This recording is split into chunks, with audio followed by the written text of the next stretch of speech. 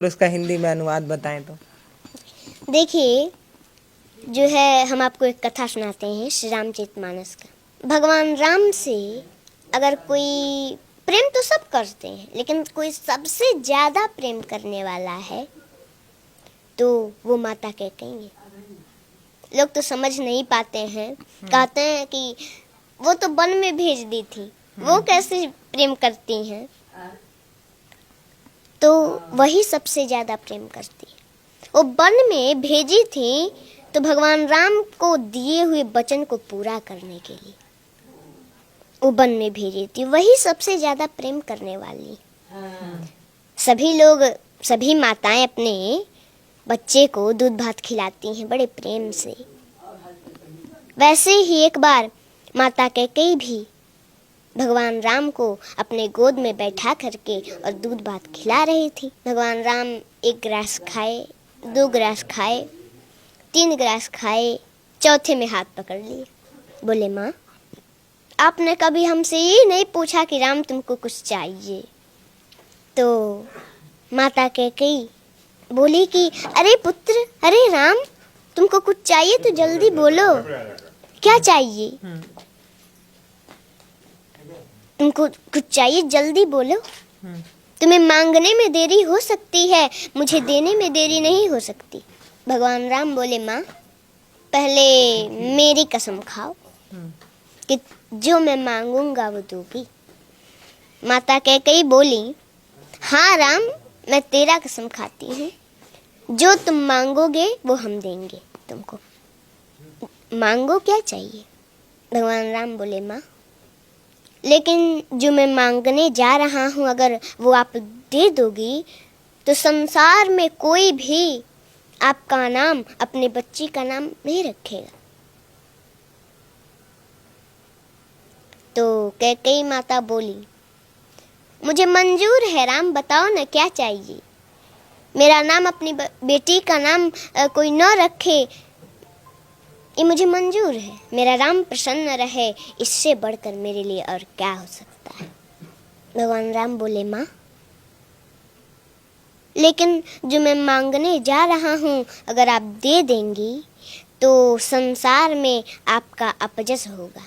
माता कैकेयी बोली, मुझे जस मिले, मेरा राम प्रसन्न न रहे तो वो जस मुझे नहीं चाहिए, मुझे अपजस मंजूर है। भगवान राम के आंखों में आंसू आ गए।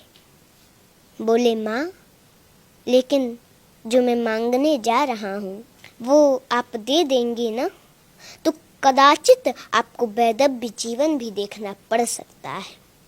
माता कैकेयी जब ये सुनी मौन हो गई। आप ही बताइए, कोई भी भारतीय स्त्री हो तो उसको ये बात तो खटकती है। मौन हो गई माता कैकेयी। थोड़ी देर मौन रही, फिर कुछ देर के बाद बोली, राम, मुझे कदाचित वैधव्य जीवन ही क्यों ना देखना पड़े, वो भी मुझे मंजूर है। बताओ तुम्हें क्या चाहिए। भगवान राम बोले, माँ, एक समय ऐसा आएगा, मेरा विवाह होगा, मैं फिर अयोध्या आऊँगा और उस समय हमारे लिए आपको 14 वर्षों का वनवास मांगना पड़ेगा। जब कैकेयी माता वनवास सुनी तो तुरंत धड़ाम से गिर पड़ी, जमीन पर बेहोश हो गई। भगवान राम ने जल से छींटा मारे तो कुछ देर के बाद होश आया। उठ के बैठी, थोड़ी देर मौन है, फिर बोली, राम, रो रही हैं। बोली, राम, देखो, मुझे अपजस भी मंजूर है, मेरा नाम, अपनी बेटी का नाम संसार में कोई न रखे ये भी मंजूर है, कदाचित तो ना देखना पड़े वो भी मुझे मंजूर है, लेकिन मेरा राम मुझसे दूर रहे ये मुझे कदाचित मंजूर नहीं है। राम,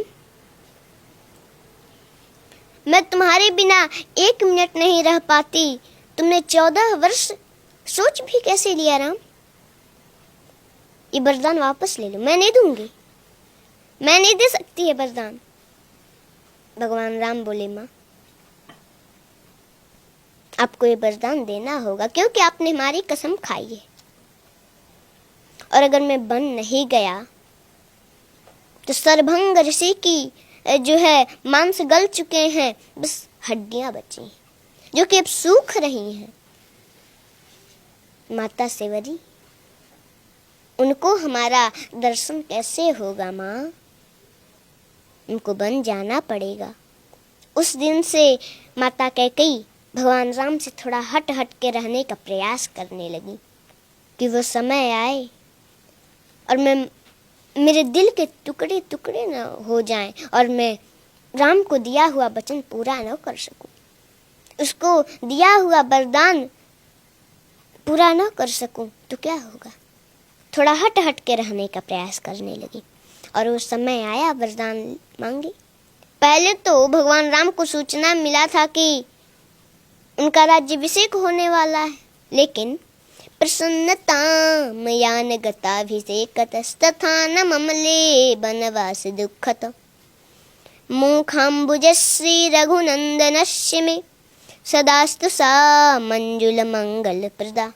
जब भगवान राम को ये सूचना मिली कि उनका राज्याभिषेक होने वाला है तो उनके मुख पर प्रसन्नता नहीं थी, लेकिन पुनः उसके अगले दिन उनको सूचना मिल गई कि 14 वर्षों का वनवास मिल गया, तो उनके मुख पर थोड़ा सा उदासी भी नहीं थी। उस समय तो प्रसन्न हो रहे हैं कि अरे पिताजी ने हमको अयोध्या का राज नहीं, पिताजी ने मोहि कानन राजू, पिताजी ने मुझे अयोध्या का राज नहीं, मुझे तो जंगल का राजा बना दिया। वो तो प्रसन्न हो रहे हैं और उस समय उपदेश देते हैं कि कोई भी परिस्थिति हो उसमें प्रसन्न रहना चाहिए, हंसते रहना चाहिए। कोई प्रसन्नता की बात सुन ली, ज्यादा उसमें प्रसन्न भी नहीं होना चाहिए, और कोई दुख का बात सुन लिया तो उसमें ज्यादा दुखी भी नहीं होना चाहिए।